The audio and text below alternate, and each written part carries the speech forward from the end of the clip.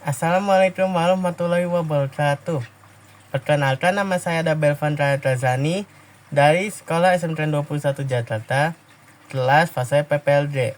Hari ini saya ingin menjelaskan sinopsis dan meminta ulasan terhadap sebuah buku berjudul Evolusi dari Teori ke Fakta dari Ernst Mayr, yang beliau sendiri merupakan ahli biologi evolusi dari abad ke-20. Nah, untuk bukunya ini menjelaskan evolusi secara detail dan rinci, tapi akan saya persingkat untuk video ini menjadi penjelasannya, sejarahnya, bukti-buktinya, dan sebab akibatnya. Nah, emang kalau untuk evolusi sendiri itu apa pengertiannya? Menurut orang, evolusi itu ada perubahan dari yang sederhana menjadi lebih rumit, dan yang dari yang rendah menjadi lebih tinggi. Perubahannya itu tidak siklus seperti musim, dan tidak beraturan seperti seperti zaman es atau cuaca. Kalau dalam kesepakatan selama terjadinya sintesis evolusional, evolusi ada perubahan pada ciri populasi organisme yang berlangsung seiring waktu.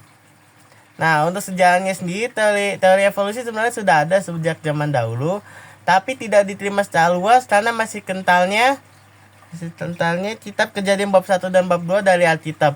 Bahkan para ilmuwan dan filsafat pun mempercayainya. Namun itu semua berubah saat evolusi intelektual terbesar terjadi dengan terbitnya On the Origin of Species dari Charles Darwin. Penemuan itu telah membatalkan pemikiran bahwa dunia itu tetap dan konstan dan masih baru. Walaupun terjadi pertentangan antara pendukung kreasionisme dan pendukung evolusionisme, akhirnya pemikiran bahwa dunia itu berevolusi sudah mulai diterima secara luas. Charles Darwin sendiri adalah seorang ilmuwan yang memberikan landasannya tentang evolusi saat dia ikut kapal survei angkatan laut HMS Beagle untuk meneliti pulau-pulau di Amerika Selatan. Bukti-buktinya sendiri, evolusi itu dibagi menjadi dua, yaitu fosil dan molekuler. Fosil sendiri ada sisa-sisa makhluk hidup yang sudah punah berjuta-juta tahun yang lalu yang terkubur di dalam lapisan bumi. Nah, tulang-tulang itulah yang akan dijadikan oleh ilmuwan untuk menjelaskan tahap perubahan dari suatu makhluk hidup serta letaknya di keluarga mereka. Tapi tidak hanya itu, di sumber lain evolusi juga dapat memberitahu apa perilaku dari hewan makhluk tersebut, lingkungannya, serta bentuk fisiknya. Untuk bukti molekuler, perubahan itu tidak hanya terjadi pada struktur tubuh, tapi juga pada molekuler.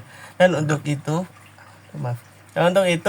ilmuwan dapat membandingkan molekul dari satu makhluk hidup ke makhluk hidup lain untuk mencari tahu berapa dekat mereka dalam silsilah kekerabatan. Mengapa evolusi itu terjadi? Menurut salah satu teori yang populer, yaitu transformasionisme, ada dua penyebab evolusi itu bisa terjadi, yaitu akibat dari lingkungan dan akibat untuk menuju kesempurnaan.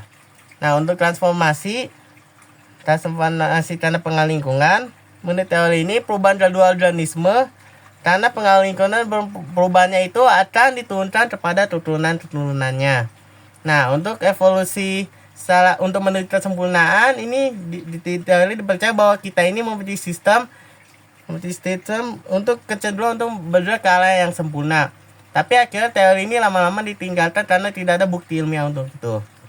Nah, untuk review ulasan buku ini sendiri, menurut saya ini ada buku yang sangat bagus untuk mempelajari dari evolusi karena sangat detail dan rinci. Bahasanya pun juga jelas dengan balisannya rapi dan banyak bab-bab yang bisa dicari. Menurut saya satu kekurangannya itu adalah karena buku ini terlalu teknis untuk orang-orang yang tidak memahami evolusi secara mendalam atau akademis. Tapi selain itu, buku ini sangat direkomendasikan untuk mempelajari evolusi. Begitu saja penjelasan sinopsis dan ulasan dari buku ini. Mohon maaf sekali jika ada kesalahan kata dalam video. saya akhiri. Wassalamualaikum warahmatullahi wabarakatuh.